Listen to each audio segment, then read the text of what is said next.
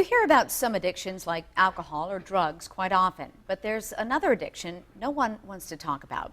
Addicts say pornography is tearing apart families and growing out of control. 7 News reporter Rachelle Spence talked to men overcoming the addiction and learned there's help for others right here in the Upstate. It's a special day that almost didn't happen for Ryan Vickery. And I never really thought of it as a problem. I thought, well, this is what men do. All because Ryan says his addiction to pornography was spiraling out of control. An issue no one wants to talk about, yet 12% of all websites are pornographic, and the industry brings in billions of dollars each year.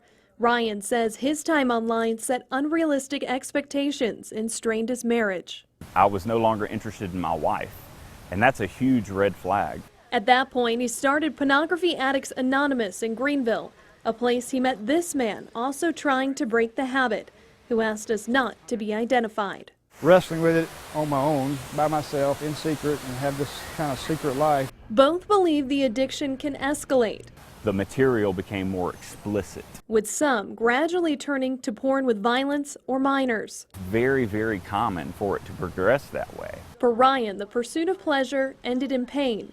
Now a year in what he calls recovery, he's working to help others facing the addictive power of pornography. If I need to humiliate myself to help that next person, that's what I'm willing to do.